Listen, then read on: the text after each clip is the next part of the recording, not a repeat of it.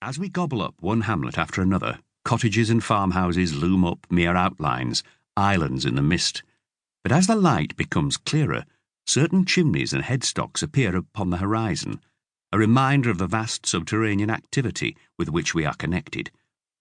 At one headstock falls in the distance, another rises to meet us, the inescapable, the endless chain of winding. We shall not escape the headstocks.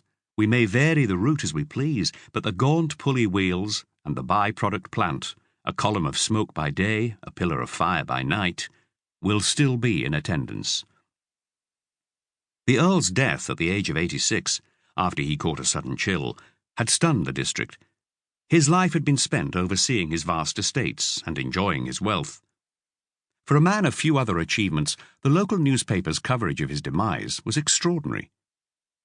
A feeling of awe crept over the people of this neighbourhood when it was whispered vaguely from behind the veil that he had entered the Valley of the Shadow, and was sleeping by the side of the shore of that silent sea which lies between the world and that undiscovered country from whose bourne no traveller returns. But great and mighty is all-conquering death. It is beyond even his sublime strength to convert the waters of the tideless sea. He was a noble lord, and moreover a man who had respect of all who knew him and the affection of those who knew him best. He now sleeps the sleep that knows no waking. Death the conqueror has laid his icy hands upon him. In 1902, tens of thousands of people across the South Yorkshire coalfield were wholly dependent on the Earl for a living. On the morning of his funeral, they were drawn to Wentworth House. The workmen on the various estates were in strong force, the Sheffield Daily Telegraph reported. A remarkable feature of the proceedings was the great muster of miners. Genuine sorrow cannot be bought with gold or wrung from the hearts of an unwilling community. It must spring from love or admiration. Wentworth is by no means easy of access, and curiosity nor a perfunctory sense of duty could never have brought together thousands of mourners under such dispiriting conditions.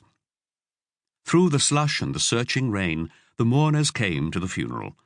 Old men who had worked for the Earl for 50 years risked serious illness for love of their noble master, and trudged sorrowfully from station or neighbouring village to swell the morning gathering. The size and grandeur of Wentworth House were but faintly suggested through the haze of mist and fog. It was built for the Earl's ancestor, Thomas Wentworth, later Marquess of Rockingham, in the 1720s. Designed by Henry Flitcroft, it had taken more than 15 years to complete, and its facade was the longest in Europe. The house had a room for every day of the year, and 5 miles of passageways. One guest, a Baron von Liebig, resorted to crumbling wafers along the route from his bedroom to the dining room so that he could find his way back after dinner.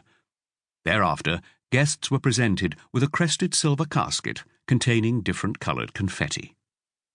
The house lay in parkland, encompassed by a 9-mile-long stone wall. Humphrey Repton, the famous 18th-century landscape designer, had sculpted the park. 12 follies, towers, columns, and a mausoleum built in the classical style marked its highest points. Millions of tons of coal lay under the land, but so rich was the Earl, he had no need to mine it. Yet even he could not inure Wentworth from the grime that trespassed inside the boundaries of the park. Coal dust, carried from the nearby collieries, settled in the sheaves of corn grown in the fields. The streams running through them were orange, ochre water, as the locals called it, polluted by the mines that honeycombed the district. Shortly after 1 o'clock, a bugler sounded the last post. It was the signal for the 5,000-strong cortege to begin the mile-long walk to the village church. As if on cue, the fog lifted as the mourners moved off. 1,000 miners from the Earl's pits led the procession, flanked by an escort of 50 soldiers from the Yorkshire Dragoons. The family's downfall was unthinkable. William, Earl Fitzwilliam, had left a great fortune. 4 sons, each named William after him, survived him. The coal industry was booming. The family's wealth and power seemed as solid and unshakable as the foundations of their vast house. Yet the Fitzwilliams and the thousands who worked for them were about to become the central figures in an approaching catastrophe. What was unthinkable on that day?